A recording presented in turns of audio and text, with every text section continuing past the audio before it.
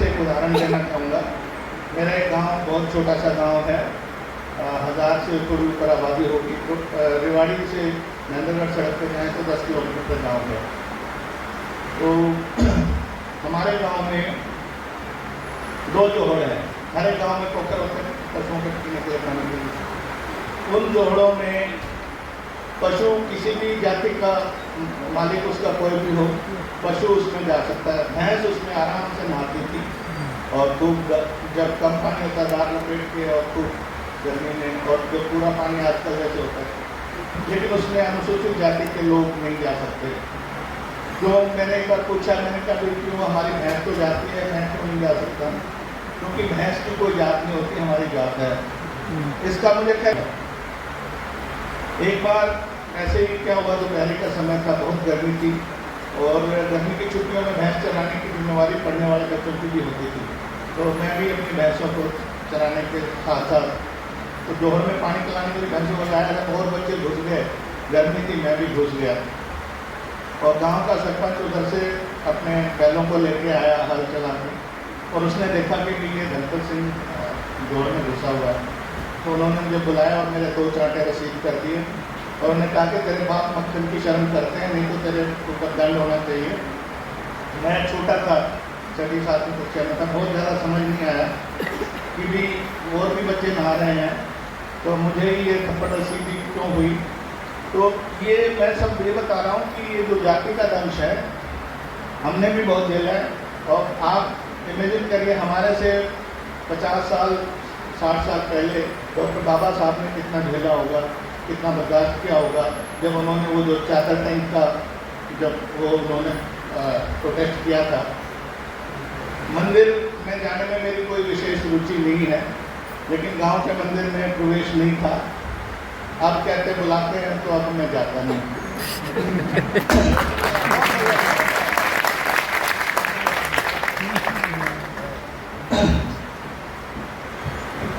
तो ये मतलब चीज़ें ऐसी हैं जिनसे हमें सीख के आगे बढ़ना है।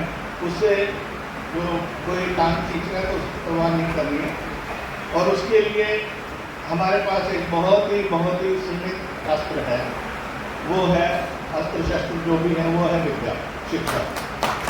क्योंकि मैं आज आपके सामने खड़ा हूँ, मेरे परदादा दादा पिताजी किसी के नाम पे गांव में जो रहने का घर था उसके अलावा 1 इंच जमीन नहीं थी, या फिर एक वो 3 मरले का जो खाद का गड्ढा जिसको बोलते थे वो होता था बाद में, जिसमें नोरा बनना था।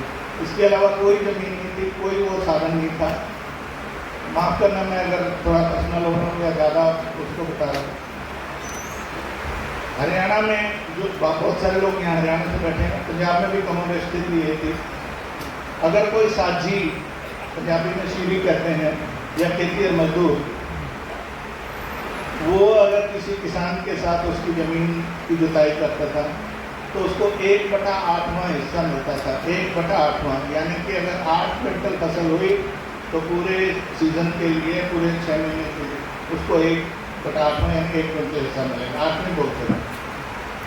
अगर आप थोड़े बहुत साधन संपन्न हैं, अगर एक बैल आपने उसमें जोड़ी अपने साथ, एक बैल लगा दिया, दूसरा बैल मान लो किसान का है, तो आपको 1/6 हिस्सा मिलेगा। और अगर पूरी बैल की जोड़ी 2 बैलों का अगर आपका कॉन्ट्रीब्यूशन है तो आपको 1/4 हिस्सा मिलेगा। यानी कि बैल की जो कीमत थी वो व्यक्ति से ज़्यादा मतलब उसको कॉन्ट्रीब्यूशन था। तो हमने भी 8वीं का भी हिस्सा देखा, 6वीं का भी हिस्सा देखा, और फिर दादाजी ने मेहनत करके, हिम्मत करके एक जोड़ी बैल की भी व्यवस्था की तो 1/4 हिस्सा देखा। लेकिन ये सब बहुत मतलब उसमें कोई शौक, कोई उसमें गुस्सा, कोई आक्रोश ऐसा नहीं होता था। ये सामान्य सा लगता था क्योंकि वही देखते आए थे तो वही सोचते थे। और एक और बात बताऊं मैं आपको, आजकल जो बच्चे बैठे हैं उनको तो सुनने में अजीब लगेगा, बुरा भी लगेगा। उस समय हमें बुरा नहीं लगता था, अब सोच के बुरा लगता है। जो किसान था उसको किसान बोलते थे, किसान अना को अना बोलते हैं। और जो उसके साथ जो अनुसूचित जाति के जो सदस्य थे, हर एक किसान के साथ एक फैमिली लगी हुई होती थी, उसको कमीन बोलते थे, कर्महीन। कर्म तो वो कर रहा है और उसको कमीन बोलते थे।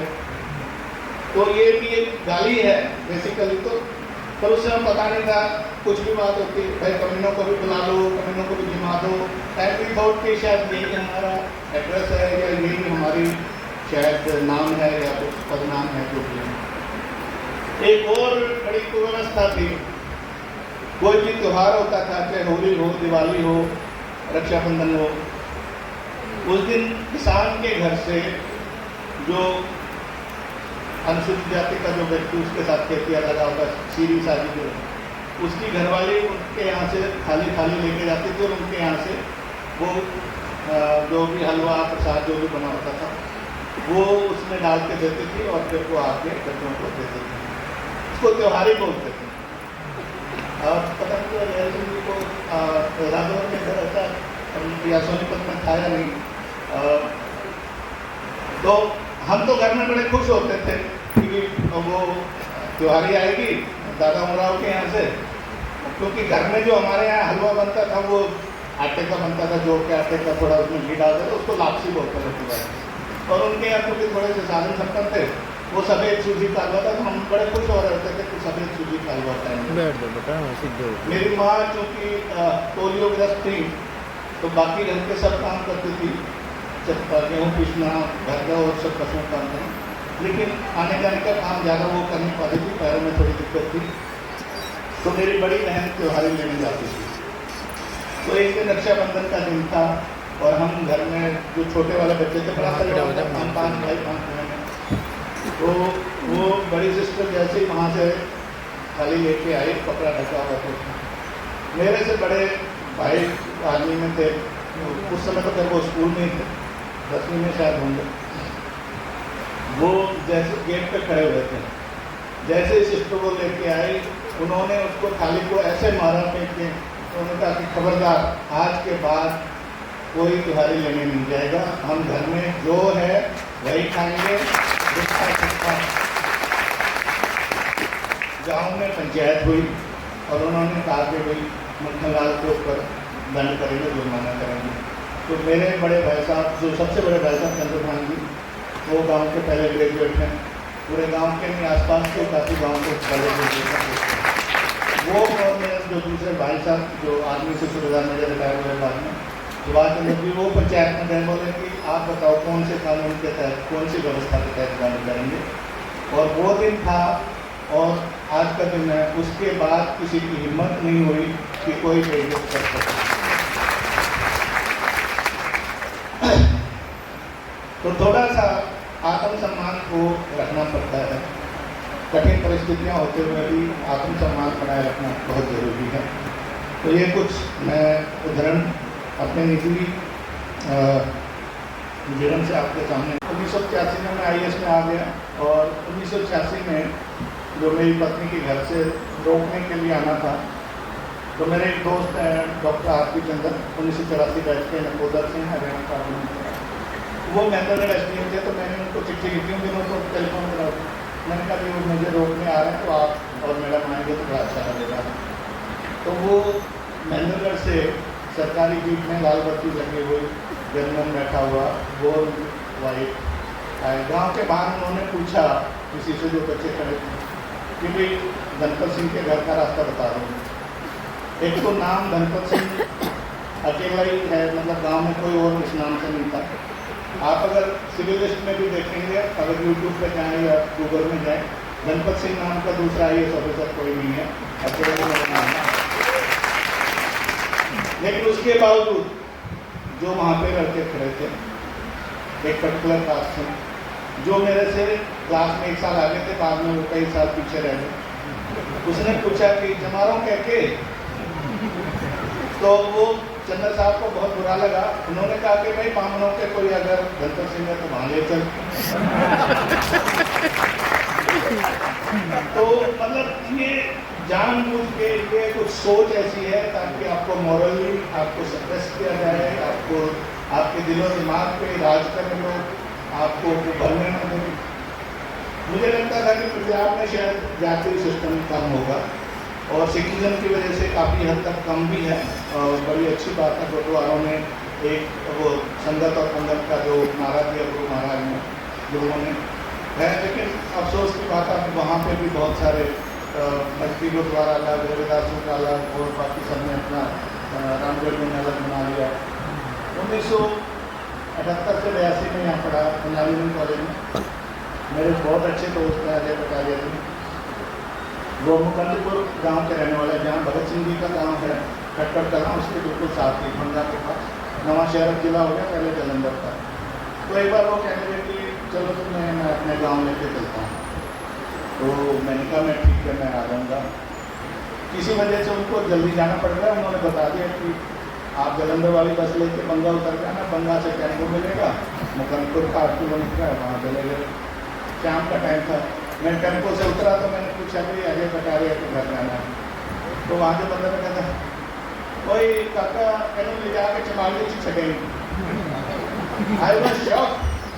मैंने कहा यार पंजाब में आए हम, गुरुओं की धरती पे आए और यहाँ भी वही हिसाब किताब है। तो ये मतलब जब तक सोच लोगों की ऐसी रहेगी हमें और ज़्यादा स्ट्रगल करना पड़ेगा, क्योंकि अब उनकी सोच को हम दूर नहीं कर सकते, तो हम अपनी सोच को ऊपर बढ़ाना पड़ेगा। शायद उनकी जगह हम होते तो हम भी शायद वैसे कर रहे होते, कोई उनको दोष नहीं दे रहा, क्योंकि उनको भी यही सिखाया गया और हमें भी यही सिखाया गया बचपन से। तो इसके लिए हमारे पास ना कोई धन दौलत है, ना कोई जमीन जायदाद है, ना कोई ट्रेड है, ना कोई और है। तो मेरा यही है कि शिक्षा के क्षेत्र में जहाँ भी जैसे भी हो सके। अब शिक्षा के बाद अगली बात आती है नौकरी की, और नौकरी के लिए फिर हमारे पास एक ही अस्त्र है, एक ही शस्त्र है, रिजर्वेशन। अब वो भी सेंटर में 15% है और स्टेट में 20 है, पंजाब में 25 है। अब वो लेकिन 95% तो प्राइवेट में है, 5% की सरकारी नौकरी है। तो 5% का 15% लगा लो या 20% लगा लो। तो हमें धीरे धीरे अपने बच्चों को, आने वाली पीढ़ियों को कुछ ऐसी स्किल्स देनी पड़ेगी, कुछ ऐसी तरह की शिक्षा देनी पड़ेगी ताकि वो निजी क्षेत्र में जा सकें। और चाहे छोटी मोटी दुकान करनी पड़े, चाहे कोई और काम धंधा करना पड़े, कोई यूनिट लगा सकते हो यूनिट भी लगाएं।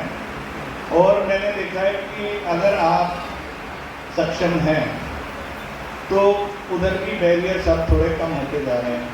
मेरी जो छोटी बेटी है वृंदा, वो IIT दिल्ली से इलेक्ट्रॉनिक्स एंड इलेक्ट्रिकल कंबाइंड में BTech करके फिर IIM बेंगलोर गई, और अब वो एक्सेंचर एक अमेरिकन कंसल्टिंग कंपनी है, वहाँ पे लगभग 40 लाख का पैकेज है। तो वो वहाँ पर कोई रिजर्वेशन नहीं थी, वो अपने बलबूते पे पहले अमेजन में भी रही है, इससे पहले वेदांता ग्रुप में रही है। तो हमें बच्चों को इस तरह से काबिल बनाना पड़ेगा ताकि वो इन जगहों पे भी अपनी भागीदारी औरों के साथ कंधे से कंधा लगाकर खड़े हो सकें। तभी हमारा, क्योंकि अगर हम ये PN क्लर्क और इवन IAS भी ले लें, वो तो लिमिटेड ही है, उसमें कुछ ही लोग जा पाएंगे। मैं ये नहीं कह रहा कि वहाँ नहीं जाना चाहिए, वहाँ भी जाएँ, अच्छी बात है। और एक और मैं आप सभी को यहाँ बताना चाहूँगा, ये जो हमारे एम्प्लॉयज़ ही हैं, चाहे वो सेक्रेटेरिएट में हो, डायरेक्टरेट के हो, DC ऑफिस में, जिन्होंने ये संघर्ष थोड़ा बहुत चालू किया हुआ है, यहाँ पे भी जितने लोग बैठे हैं, मैं समझता हूँ 75% से ज़्यादा लोग एम्प्लॉयज़ ही होंगे, जिन्होंने ये जो है ना, जिनके मन में ये पीस है, ये कसक है आगे बढ़ने की। तो इन सब चीज़ों के बारे में विचार होगा, मंथन होगा। आज ये जो बहुत सारे पॉइंट्स यहाँ पे रखे हैं, पंचवर्षीय कार्यसूची और संकल्प पत्र, ये रास्ता आसान नहीं है, लेकिन मैं समझता हूँ कि शुरुआत हुई है, तो धीरे धीरे कभी न कभी मंजिल हम पाए जाएंगे। तो हम सबको मिल बैठ के सोचना है, इकट्ठे रह के सोचना है। आपस के जो मनमुटाव हैं मुश्किल है, लेकिन वो भी दूर करने होंगे। तो मोरिया साहब की बात मुझे अच्छी लगी कि परिवार है तो परिवार में अपना गुस्सा भी जो है जायज़ दिखाना पड़ता है कई बार, लेकिन गुस्से को भूल के, क्योंकि हम ये गुस्से वाली लग्जरी, आपस की लड़ने वाली लग्जरी, वो जो क्रैब या जो केंकड़े वाली लग्जरी, ये हम अफोर्ड नहीं कर सकते। हम बहुत ही कोमल, बहुत ही अभी कह सकते हैं अपरिपक्व कच्चा समाज है, इसको पक्का बनाने में, आगे बढ़ने में सबका सहयोग, सबका साथ, सबका विकास नहीं वो संभव है। रहना इसी समाज में है, समरसता के साथ रहना है। तो इस तरह से रहें कि लोग जो है वो आपकी तरफ देखें ना कि आपको किसी और की तरफ देखना पड़े। जय हिंद, जय भारत। आप सबका बहुत बहुत धन्यवाद। जय हिंद।